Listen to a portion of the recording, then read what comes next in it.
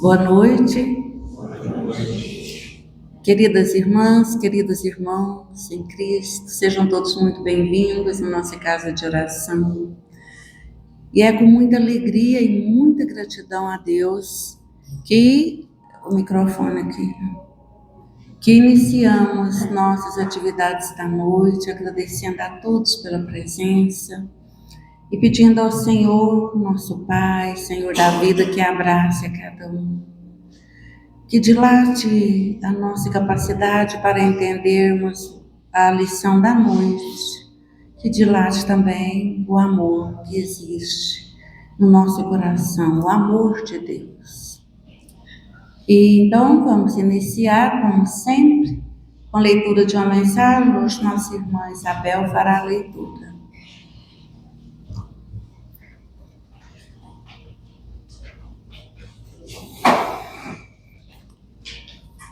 Hoje nós teremos mais uma leitura do livro Vigiai e Orai, de Carlos Alberto Bacelli e irmão José. Sofrer por antecipação. Aprende a controlar as tuas reações. Antes de falar uma só palavra, ouve o que tem a dizer-te. Não sofras por antecipação. Não te angusties pelo problema que ainda não apareceu. Não aceites a ofensa que te queiram fazer. A provocação só encontra ressonância no espírito invigilante que lhe escancara as portas da alma. Se não te sentires magoado, ninguém será capaz de magoar-te. Não sejas tão suscetível. Quando te irritas, perde o controle das próprias emoções. A dificuldade que temes talvez nem venha a surgir. Ficar na expectativa do pior é criar ambiente propício para ele.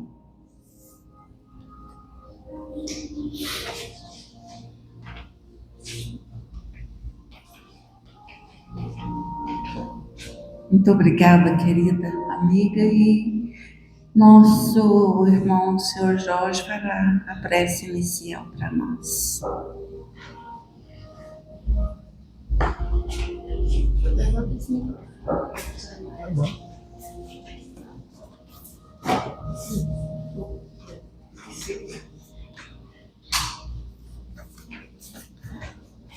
Boa noite a todos. Boa noite.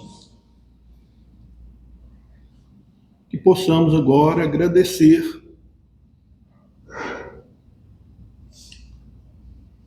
como criatura, filho de Deus,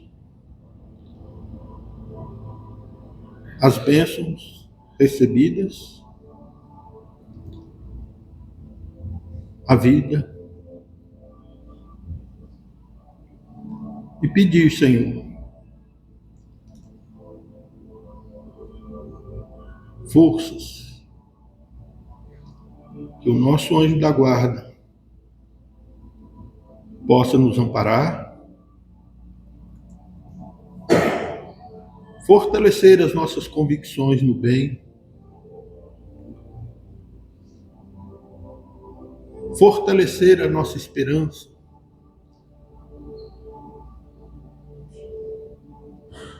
em coisas melhores, que seja nesta ou na vida, após a morte do corpo, que não deixe que caiamos no desânimo,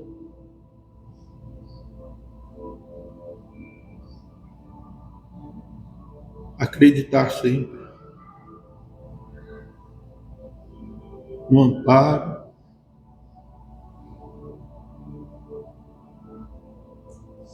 que Deus nos dá. Rogamos também, Senhor, em favor dos administradores em todos os setores do nosso habitat. Que eles sejam iluminados nos propósitos e nas atitudes. Rogamos também o amparo e a proteção aos internos do lar de idosos,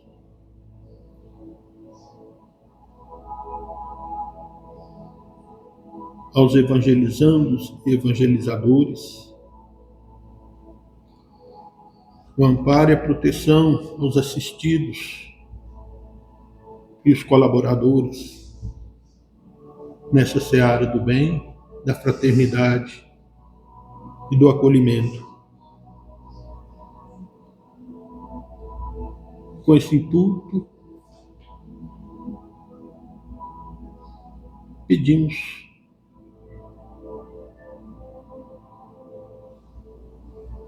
o amparo a todos, em nome de Jesus, ao palestrante, que sejam só luzes e aprendizados. Que assim seja.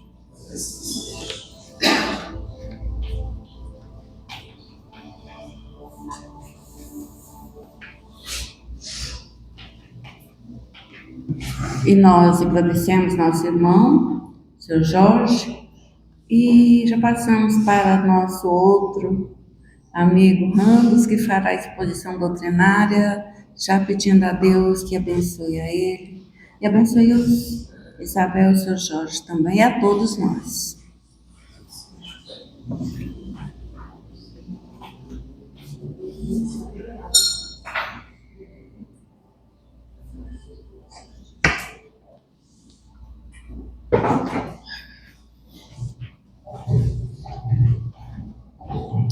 Boa noite a todos, sejam todos muito bem-vindos.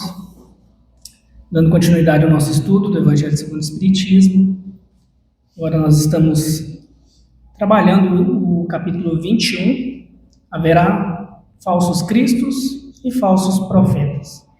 O título, a advertência, do nosso Mestre Jesus, que ele era conhecedor da alma humana e sabia o que nos esperaria pela frente, O tema da nossa exposição de hoje é a junção de dois itens, prodígio dos falsos profetas e não creais em todos os espíritos, itens de 5 a 7. A gente possa só fazer um alinhamento inicial, eu trouxe alguns conceitos, só para que a gente possa recordar, e às vezes a gente entende os conceitos às vezes de uma forma diferente. Qual o significado, primeiramente, profeta? Então, profeta, muitas vezes a gente associa a um adivinho, Mas no contexto bíblico ali do Evangelho, não é aquele que adivinha o futuro, mas sim o mensageiro enviado para nos ensinar o caminho do bem. Então, esse é o conceito de profeta, porta-voz da verdade. E podemos resumir o profeta em 3 papéis. Um professor, um mestre, que traz ensinamentos morais para ajudar a humanidade a evoluir. Como foram Moisés, os profetas do Antigo Testamento e, acima de todos, nosso Mestre Jesus. Ele também tem um papel de alarme, porque ele surge em momentos difíceis da história para nos acordar e dizer: vocês estão se afastando do amor e da justiça de Deus. E, por fim, é um exemplo. Então, o verdadeiro profeta, ele não busca nem dinheiro, nem fama ou poder para si. Ele é reconhecido pela humildade e porque vive exatamente aquilo que prega. Então, com base nesses papéis, nesse contexto, dá para a gente descartar o que não é profeta, Nós vamos falar um pouquinho mais. E o que vem a ser prodígio? Porque o item inicial, os prodígios dos falsos profetas, Então, prodígio é qualquer fato extraordinário que nos impressiona, porque nós ainda não conhecemos a lei natural que o explicaria. Então, foi classificado como prodígio tudo aquilo que extraordinário, aquilo que a gente não conseguia explicar até então. Então, muitos prodígios do passado, hoje a ciência já consegue nos revelar claramente. Gosto sempre de trazer esse exemplo da diferença de conhecimento da nossa era, né, do nosso tempo, para os tempos antigos, né, que a gente consegue fazer uma analogia da dificuldade de, às vezes, você interpretar alguma coisa que você ainda não consegue, ainda não tem os conceitos, né. Então, trouxe o exemplo do celular aqui, do nosso smartphone, né. Então, se a gente levasse ele lá para a Idade Média, mostrasse para as pessoas daquela época, o que aconteceria? Dependendo do local, fogueira, né? Então, uma tela acesa mostrando a imagem de alguém que está do outro lado do mundo seria visto como um prodígio, uma feitiçaria ou um milagre. Mas conhecemos o que está por trás dessa tecnologia, então para a gente é algo comum. Então é apenas tecnologia aplicando leis da física que nós já conhecemos, mas que não era conhecido no passado. E a visão do Espiritismo sobre prodígios é que ele não é uma quebra das leis de Deus. A gente tem que entender que não existe quebra das leis de Deus. O que existe é a gente não conhecer o contexto, não conhecer o que está por trás daquele fenômeno, daquele ato ali, daquele prodígio.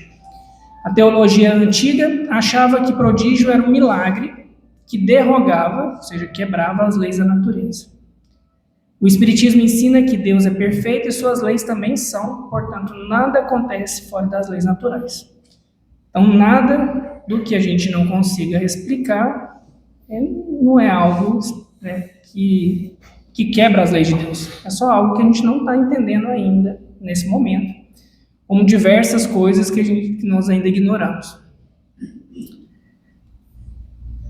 É a aplicação de leis desconhecidas. Fenômenos espíritas como mediunidade, passe, levitação, desdobramento, pareceram prodígios no passado apenas porque as leis fluídicas espirituais ainda não tinham sido explicadas. Ainda não havia o espiritismo em que nos esclareceu, nos ensinou os mecanismos de todos esses fenômenos. E não prova santidade moral. É interessante a gente separar uma coisa da outra, não quer dizer que alguém consiga realizar um prodígio, tenha mediunidade, às vezes ostensiva, né, capaz de realizar fenômenos ali que a gente desconhece, que essa pessoa que o pratica, né, é alguém que já conquistou ali um estado elevado de moral. O prodígio ele pode ser produzido por uma pessoa muito inteligente, porque tem uma faculdade orgânica, né, a gente vê isso no estudo da mediunidade, ou até mesmo por um espírito enganador. Então não quer dizer que aquilo que vem algo do lado espiritual, que é verdadeiro, que não tem algo oculto ali, uma maldade. Então fazer algo impressionante não significa ser um espírito bom. Interessante a gente fazer essas distinções. Porque nós vamos ver no nosso estudo, e a gente vê isso o tempo todo, né? O tanto de enganadores que tem em todos os ramos, em todas as religiões, em todos os locais. Então, falsos cristos e falsos profetas são justamente aqueles que exploram o conhecimento ou faculdades especiais que possuem, fazendo-os passar por poderes divinos para servir a própria ambição e o desejo de domínio. Então, os falsos cristos, né, os falsos profetas que Jesus nos advertiu, são justamente aqueles, né, que têm a mediunidade, que têm conhecimentos ali que a maioria não tem, mas que usa para o próprio benefício. E Jesus alerta que falsos cristos, falsos profetas surgirão fazendo grandes prodígios capazes de enganar até os escolhidos, até aqueles que já creem. E a gente vê isso o tempo todo. Curiosamente, essa semana, eu vendo alguns vídeos, e apareceu eu nem aprofundei muito assim, que a gente não é desdenhando, né? Mas quando a gente vai conhecendo um pouco mais, vai estudando espiritismo, algumas coisas que aparecem a gente já consegue, né, descartar ali de imediato, né? Era um programa, um podcast, em que o entrevistador estava entrevistando uma eu não sei se ela era uma médium, o que ela era, em que ela estava trazendo o Livro dos Espíritos 2. Era esse o título da capa, Livro dos Espíritos 2. E quando ele questionou ela sobre a origem, né, daquele material, qual que foi a fonte, né, porque a gente não está dando conta nem do 1 ainda, né, a gente ainda está ali, né, sofrendo, aprendendo 1 ali. Ela falou que visitou o túmulo de Kardec, na França, e ali ela recebeu a revelação do próprio Kardec, lá no túmulo dele, né, desse livro, o Livro dos Espíritos 2. Então a gente vê que às vezes até ela acredita nisso, né? Mas nós vamos, quando nós estudamos Espiritismo, sabemos o trabalho que foi para a espiritualidade trazer esse material todo, e simplesmente uma visita num túmulo, né, trazer um complemento desse material. Então Kardec explica que se o mal tivesse poder para imitar os prodígios de Deus, ao ponto de confundir os próprios eleitos, milagres deixariam de provar qualquer missão divina, pois nada distinguiria os feitos dos santos dos feitos do demônio. Então tem diferença. E por que os falsos profetas usam prodígios? Por que eles, né, lançam mão disso para enganar? Porque o prodígio ele fascina os nossos olhos, né? Quantos de nós, né, adoraríamos ver algo extraordinário, né, ou buscamos isso de alguma forma? Enquanto a lição moral ela exige esforço do coração. Então, o extraordinário, aquilo que, né, parece fácil, mágico, né, ele chama realmente mais atenção. Ele só atrai. É muito mais fácil atrair multidões com espetáculo do que convidando as pessoas aos conceitos evangélicos, né, do perdão, da paciência, da transformação íntima, né? E como podemos reconhecer o verdadeiro profeta? Então, nós falamos do falso, né, quais são as características ali atrás do que realmente é um profeta, né? Se reconhece não por prodígios, mas por caracteres mais sérios e exclusivamente morais. Então, se a gente quiser avaliar alguém, primeiramente ele não dirá que ele é profeta, né? Ele simplesmente viverá a sua vida aplicando tudo aquilo que a gente já compreendeu. Mas Kardec, ele traz essa dúvida também lá no Livro dos Espíritos, né? Então, na questão 624, ele questiona os espíritos, né? Quais seriam os verdadeiros caracteres de um profeta. E os espíritos respondem que profeta é um homem de bem, inspirado por Deus, e podeis reconhecê-lo pelas suas palavras, pelos seus atos. E o Espírito ainda completa: impossível é que Deus se sirva da boca do mentiroso para ensinar a verdade. Então não tem como, né, um falso profeta, dizer a verdade o tempo todo. Ele pode dizer ilusões, pode dizer o que a gente quer ouvir, pode dizer aquilo que é fácil, mas não tem como fingir que tem uma moral desenvolvida, né? Os bons espíritos não dizem coisas vãs, não usam de meios ou nomes pomposos. Muitos deles, né, que nós já temos conhecimento de uma altura espiritual, né, gigantesca, muitos assinam como um espírito protetor, né, espírito de verdade, né, então ele não usa nenhum nome que vai puxar para uma personalidade, não é? Porque a intenção dos espíritos superiores é que a gente se transforme, não, né, para engrandecer a própria vaidade. Bons espíritos sempre se manifestam usando uma linguagem elevada. Não usam palavras chulas, gírias, não contam piada, não fazem ameaças, não impõem e não preveem o futuro. Como diz Kardec, o mestre ante seus alunos deve se destacar pelo respeito que demonstra pelo seu saber. Saber mais do que o discípulo para fazer com que a humanidade avance moralmente e intelectualmente. Para isso são precisos homens superiores em inteligência e moralidade. Para isso são enviados esses missionários que possuem a finalidade de fazer com que nós avancemos. Porque se deixar por nossa própria conta, nós sozinhos aqui, né, o tempo será maior. Aproveitando, a gente sempre cita essa questão aqui isoladamente, né? Mas ela é exatamente a sequência desse questionamento de Kardec, quando ele pergunta ali dos caracteres ali do profeta, em que o Kardec, continuando as perguntas ali, ele faz aquela que ele sempre relata aqui, qual o tipo mais perfeito que Deus tem oferecido ao homem para servir de guia e modelo. Todos nós sabemos que se trata de Jesus. Inclusive, uma das respostas mais curtas, né, é a resposta mais curta do Livro dos Espíritos. E ela foi tão curta que Kardec teve a vontadezinha de dar uma complementada aqui. Ele achou assim muito curta mesmo, né? Kardec diz que, para o homem, Jesus constitui o tipo da perfeição moral a que a humanidade pode aspirar na Terra. Então, ele é o nossa aspiração máxima aqui. E Deus nos oferece como o mais perfeito modelo e doutrina que ensinou, e o que ele ensinou é a expressão mais pura da lei do Senhor, porque sendo ele o mais puro dos quantos tem aparecido na Terra, o Espírito Divino animava. Como sabemos de outras obras, né? Jesus, governador espiritual da Terra, participou de todo o processo da formação do nosso planeta, acompanhou ele de perto, né? Ele e seu séquito ali de administradores de todas as áreas, né? E por isso muitas vezes é confundido com o próprio Deus, que ele é o máximo que a gente consegue perceber.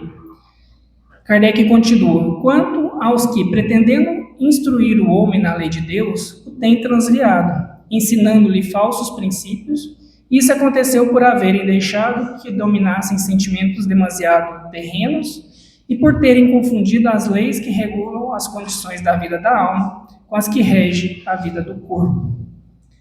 Então, como sempre, devido à nossa pequenez ainda, e muitos, né, com interesses escusos ali, sempre falseando os princípios trazidos, né, de forma pura, contaminando muitos entendimentos, muitas pessoas, mantendo muitos no atraso ainda. E finalizando, muitos são apresentados como leis divinas, simples leis humanas, estatuídas para servir às paixões e dominar os homens.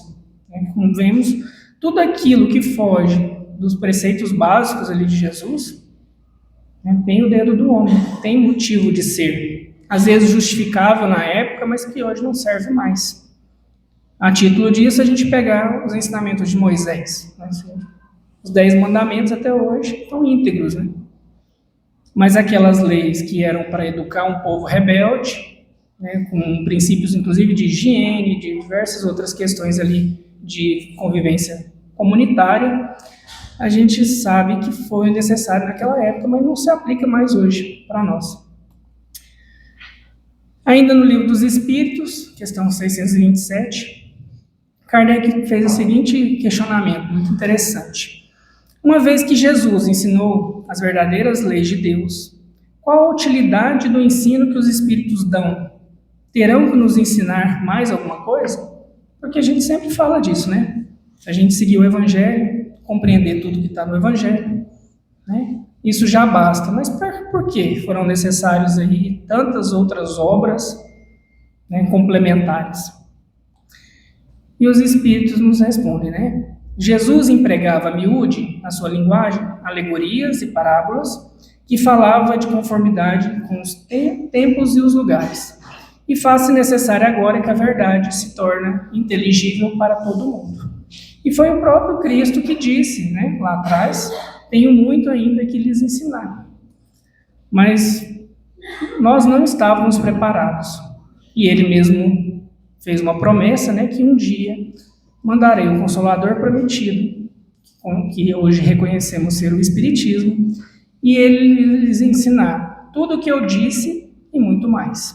Então, se Jesus fez essa promessa lá atrás, ele sabia que naquele curto espaço de tempo que ele conviveu entre nós, não teria como ele explicar todas as coisas. Para isso, a doutrina dos Espíritos veio com o propósito, né, de nos ensinar, complementar, né? Muito necessário que aquelas leis sejam explicadas e desenvolvidas, tão poucos são os que a compreendem e ainda menos os que a praticam. Porque ainda tem os dois passos, né? A coisa é a gente chegar ao ponto ainda de compreender todas.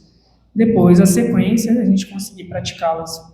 A nossa missão dos espíritos, né, consiste em abrir os olhos e os ouvidos a todos, confundindo os orgulhosos e desmascarando os hipócritas, o que vestem a capa da virtude e da religião, a fim de ocultarem as suas torpezas. Os espíritos continuam. O ensino dos espíritos tem que ser claro e sem equívocos. Então, se a gente vê ali algo mais, né, atravessado, mais indireto, mais fantasioso, a gente tem que ficar esperto. Inclusive, a advertência desse capítulo é justamente para que a gente não caia nos erros, né, que já caímos tantas outras vezes no passado, né? Para que ninguém possa pretextar ignorância e para que todos o possam julgar e apreciar com a razão. Né? Porque a partir do momento que a gente compreender e realmente interiorizar esses ensinamentos, a gente não pode pretextar ignorância. E eu já escutei de pessoas, amigas, assim, falar assim, não me conta nada não quero saber não. Eu sei que eu vou ser cobrado. Então, assim, adiando, né, algo que a gente já poderia estar avançando. Estamos incumbidos, né, os espíritos, né, de preparar o reino do bem que Jesus anunciou. Daí a necessidade de que ninguém seja possível interpretar a lei de Deus ao sabor das suas paixões, nem falsear o sentido de uma lei toda de amor e caridade. Trazendo para nós que aquilo que fugir desses pilares, abrindo, né, para que a gente possa abrir os olhos. E por que ainda nos deixamos fascinar pelos fenômenos extraordinários? É mesmo nós que já estudamos um pouco mais, que já estamos na doutrina espírita há mais tempo, por que ainda deixamos, né, gostamos tanto do fenômeno, né? E a resposta, muito simples, né? Porque ainda somos crianças espirituais. Como crianças espirituais, né, o fantasioso nos atrai bastante. Gostamos do espetáculo. É muito mais fácil e confortável esperar por uma intervenção mágica do que resolva os nossos problemas, do que encarar o trabalho silencioso de modificar as nossas próprias imperfeições. É aquela vontade nossa, sempre que venha algo, né? Muitas vezes um prêmio de loteria, muitas vezes, né, algo ali que a gente não se esforçou, que resolva, tire, né, como um passe de mágica ali, um problema que nós temos que encarar. Muitas vezes buscamos uma cura, isso é importante dizer, porque com o Espiritismo, nós temos que entender que às vezes a nossa cura é a doença, é o problema, que a nossa cura é o parente difícil, né? Que a nossa cura é aquilo que nós precisamos superar, e não uma vida sem problema, sem confusão, uma vida simples, uma vida fácil. Kardec nos adverte com uma clareza libertadora: operar fatos extraordinários não é prova de missão divina. Mais uma vez recordamos aqui, né? Não é porque vem algo do plano espiritual que aquilo é bom, que aquilo é verdadeiro.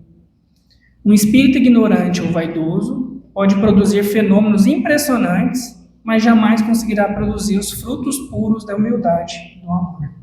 Por isso, atentemos às mensagens, atentemos ao conteúdo das obras que nós lemos, né? Que existem muitas obras aí, e eu digo mais, assim, nem sempre por maldade, nem sempre com a intenção de causar, de ser falso, de enganar. Muitos médiuns são fascinados, muitos médiuns também estão obsediados. Então, por isso, nós temos que ficar muito atentos com o conteúdo que a gente lê e o que a gente sai levando como verdade. Fugiu dos pilares do amor, ficamos atentos. Por isso, o Espiritismo nos convida a mudar o foco da nossa busca, né? Não busquemos os prodígios que impressionam os olhos da carne, mas sim o verdadeiro milagre que renova a alma. E aí eu trouxe alguns exemplos para a gente de prodígios, de grandes fenômenos do universo. Vamos citar só 3 aqui. Observem o pai ou a mãe de família que, mesmo cansado, responda com doçura ao filho. Isso é um prodígio. Vejam a pessoa que foi caluniada e escolheu o silêncio e a oração em vez da vingança. Isso sim é um prodígio, quando a gente já consegue colocar em prática aquilo ali que nós aprendemos com Jesus. Contemplem o trabalhador que, na sombra do anonimato, estende a mão ao necessitado, sem esperar um único muito obrigado. Esses são os prodígios que nós temos que correr atrás, os prodígios da transformação da nossa própria alma. E por que uma mensagem nos impressiona? Só porque vem do além. Muitos de nós, às vezes, ficamos coçando ali de curiosidade, né, de receber uma carta psicografada, uma mensagem através de um médium. E o apóstolo João já advertia naquela época, né, a comunidade cristã, sobre a necessidade imperiosa de testar e examinar a origem das comunicações. O Espiritismo revela a existência de espíritos enganadores e pseudo-sábios na erraticidade. Então, Kardec tem toda uma tratativa dessa classificação dos espíritos. E ele nos adverte, né, que muitos são enganadores.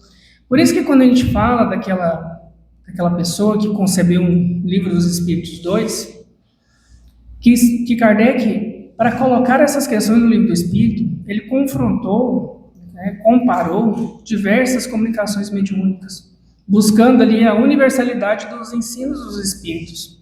Aquilo que destoava, né, que não tinha uma outra fonte trazendo aquela informação, ele deixava de lado ou descartava, né, para que aquilo ali amadurecesse ou que realmente fosse uma fantasia. Inclusive, a revista Espírita, ela serviu com esse intuito, com esse laboratório, em que ele confrontou ali diversas informações, muitas vieram a compor as obras básicas, outras ficaram somente ali. Esses desencarnados utilizam nomes venerados para facilitar a aceitação de ideias absurdas. Quantos Moisés, quantos João Evangelista, né? Quantos Paulo, quantos espíritos famosos a gente vê em obras mediúnicas, psicografadas. Não necessariamente foram esses espíritos. A doutrina nos faculta os meios de experimentá-los através do crivo da razão, da lógica e do padrão moral insuperável do Evangelho. Então, confrontemos, analisemos. Temos dúvida? Nem passamos para frente. A gente já tem tanta obra confiável, tanto material já, né, que a gente já ainda tem dificuldade de compreender e muitas vezes nós buscamos o fantasioso. A morte física não santifica ninguém. O mentiroso na terra acorda mentiroso no além. A pessoa não muda só porque desencarnou. O vaidoso continua vaidoso. Como alerta Kardec, na questão 101 e 103, espíritos imperfeitos e pseudo-sábios comunicam-se frequentemente, usando palavras bonitas e títulos pomposos para fascinar e enganar os homens incrédulos. E a gente pergunta, mas com qual necessidade, né? Muitos sentem prazer em nos ver atrasados. Prazer. Não tem aquele que tem prazer no mal, de fazer as coisas ruins para os outros? Não é o fato de ter desencarnado que eles mudam as suas aptidões. Por isso, não devemos aceitar uma mensagem apenas porque veio do além, ou porque o nome assinado é de alguém famoso, venerado. O verdadeiro critério da verdade é o conteúdo moral, a coerência com o Evangelho de Jesus e o crivo da razão. Se a gente estiver esperto a isso, né, atento a essas questões, dificilmente nós seremos enganados, né, pelos falsos cristos, falsos profetas, espíritos enganadores. Mas por que muitas vezes ainda caímos? Quem é o verdadeiro responsável quando caímos nessa ilusão? Quando somos enganados por uma obra espírita, uma obra mediúnica, até mesmo por uma religião, quem que é o verdadeiro responsável? Para não querer afirmar isso diretamente, eu busquei no livro Religião dos Espíritos, Ante os Falsos Profetas, né, pelo Espírito Emmanuel. E ele adverte que ninguém é induzido ao erro sem a cumplicidade de suas próprias imperfeições. Então, se a gente foi enganado, é porque dentro de nós tem imperfeições que aceitou aquilo, que foram acalentadas. Quantos golpes a gente vê hoje, né, sendo realizados por aí, mas que a isca para que a gente caia naquele golpe ali é alguma coisa barata, uma coisa que a gente está meio que levando uma vantagem. Então, os golpistas, né, a maioria das vezes, ele usa a nossa ganância, né, a nossa vontade de ganhar alguma coisa ali, para que possa nos enganar. Né? Então, da mesma forma acontece com o Espírito. Se ele está nos enganando, se ele está trazendo alguma mensagem, é porque ela foi, né, assimilada ali pelo nosso Espírito. Então, a isca do elogio fácil só atrai quem acalenta a vaidade e o desejo de destaque no peito. Dominados pelo orgulho, acreditamos facilmente em quem alimenta nossas fantasias com falsas revelações. Somos a força com a qual entramos em sintonia. Por isso, a vigilância sobre as próprias intenções é o nosso maior escudo. O que nós queremos na comunicação com a espiritualidade? O que nós buscamos? Né? O que nos move? O ouvido que escuta é irmão da boca que fala. Ilusão admitida é a nossa própria ilusão. Apetite insuflado é apetite que acalentamos. Mentira acreditada é a própria mentira em nós. Crueldade aceita é crueldade que nos pertence. De alguma sorte, somos também a força com a qual entramos em sintonia. E Emmanuel continua: a morte corporal é simples mudança de vestimenta que não altera por si só a formação moral do ser. Acreditar cegamente em orientações só porque vem do além significa cultivar a crença nos nossos próprios e antigos enganos. Ele nos ensina também que a mentira aceita é a própria mentira que já habita em nós. E a única forma de preservar a alma contra o assédio do mal é adotar Jesus e o seu evangelho como parâmetro de conduta. É sempre aquela pergunta, né? Se fosse do lado de Jesus, eu faria isso? Eu teria essa vontade? Né? Se fosse Jesus, como que ele reagiria? Se a gente colocar esse parâmetro na nossa, quando a gente tem dúvida, a resposta ela vai fluir assim rapidamente. E onde estão os falsos profetas do nosso cotidiano? Que também tem. E aí eu trouxe também do livro Emmanuel, né? Sempre Emmanuel, do livro Levantar e Seguir, no capítulo 11, Falsos Profetas. E ele amplia radicalmente o conceito do falso profeta e fala para nós que mistificador não é apenas quem perturba o campo religioso. E nós sempre, quando vemos essas questões dos falsos profetas, a gente tem esse aspecto religioso, né? Mas ele fala que é todo aquele que nega a execução fiel dos seus deveres comunitários e familiares. Então ele puxa também para nós, quando a gente não está em coerência com aquilo que nos cabe fazer. Quando abraçamos ideias nobres de boca, mas cultivamos o desânimo, a discórdia e a má vontade no trabalho diário, ele nos diz que nos tornamos charlatães do ideal cristão que afirmamos defender perante o mundo. E o que buscamos quando a gente entra em contato aí com a espiritualidade superior? Nós exigimos que os benfeitores resolvam os nossos caprichos particulares e materiais, ou buscamos a luz do esclarecimento para desempenhar melhor o nosso dever? Então, essa pergunta, ela consegue identificar em nós, né, o nível que nós estamos já conseguindo alcançar. O que nós queremos da espiritualidade? Só que ela venha nos aliviar, resolver os nossos problemas, ou que nos fortaleça na fé, no bom ânimo, ali no entendimento, para que nós mesmos possamos alcançar os nossos próprios, nosso próprio caminhar, essa questão. E Emmanuel também nos adverte, contra o egoísmo na comunicação mediúnica. Querer obrigar a espiritualidade a interferir em caprichos terrenos abre as portas para o engano e para a fascinação. Então, quando nós pedimos intercessão para as questões menos relevantes, meio que como se a gente tivesse o direito de obrigar os espíritos amigos ali a nos auxiliar.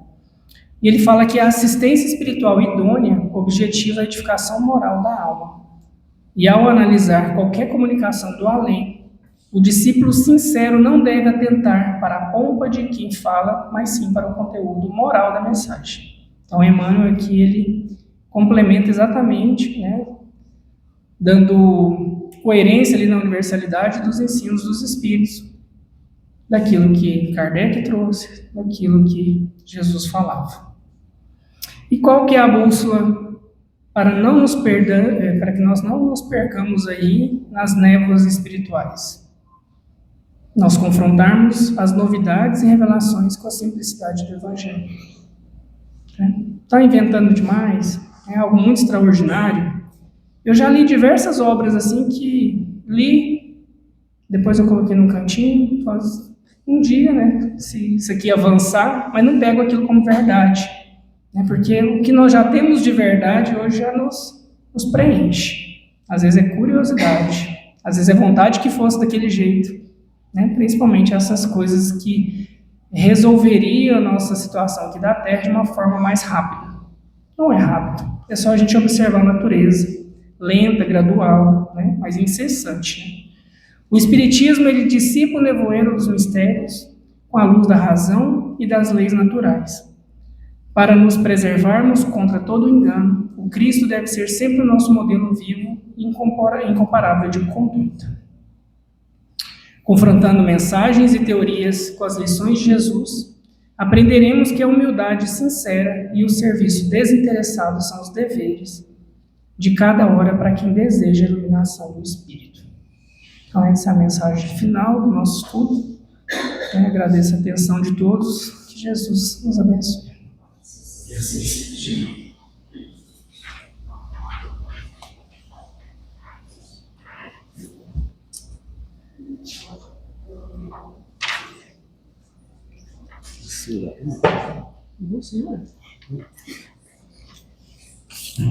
Então, queridos irmãos e irmãs, agradecemos o Randos pelas palavras, pelo estudo. Muita coisa boa foi dita aqui, nos alertando contra os falsos profetas, né?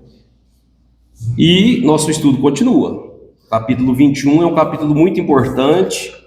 Kardec dedicou um capítulo inteiro para falar desse assunto, os falsos profetas, o quanto é importante.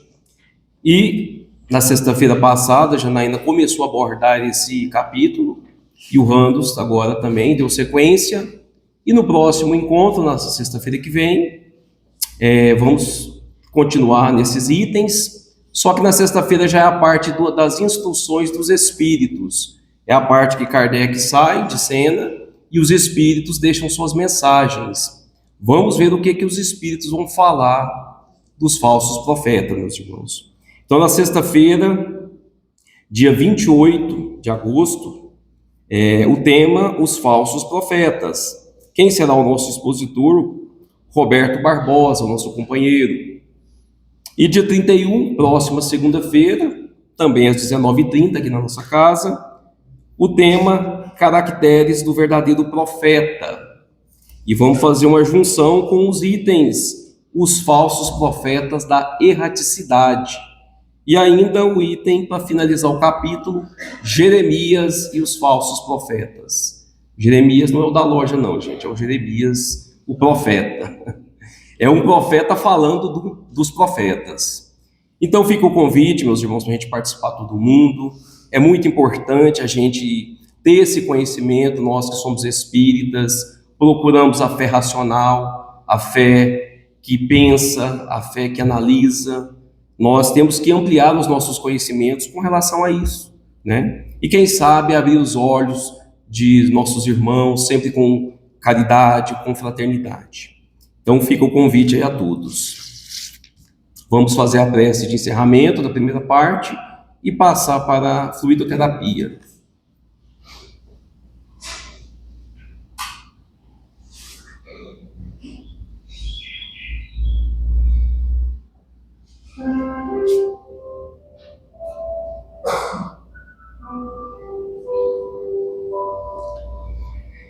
Então convidamos a todos neste momento a fechar os nossos olhos mais uma vez, na mesma sintonia, com os corações abertos, com esse sentimento de leveza, de gratidão de estarmos aqui, neste ambiente tão acolhedor, que é a nossa casa espírita, que é o Luz e Caridade, aqui que nos sentimos tão próximos de Jesus, tão leves, esquecemos da vida lá fora, dos problemas. É aqui que nos sentimos tão bem. Então, com esse sentimento de gratidão, é que pedimos a Jesus a bem de todos nós, encarnados, desencarnados, principalmente aqueles que estão passando por problemas de todas as ordens, dificuldades, desequilíbrio do corpo e da alma. Todos nós conhecemos alguém que está passando por desequilíbrio nesse mundo de transição, de provas e expiações. Que nós possamos, então, mentalizar a imagem do Mestre e rogar a bem de todos.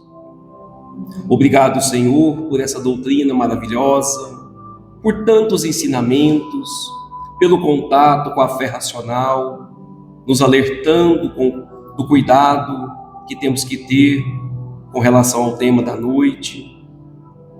Que possamos, Senhor, não ser falsos profetas nos nossos exemplos, colocando em prática aquilo que aprendemos aqui todas as noites, nos nossos encontros. Que possamos ser verdadeiros profetas, cristãos genuínos, e que possamos ser consoladores, levando a nossa energia, a nossa presença e o contentamento onde estivermos. Abençoe, Senhor, todos que passarem pela Câmara de Passes, que todos possam retornar aos seus lares, melhores amparados em Teu nome, Senhor, e que assim seja.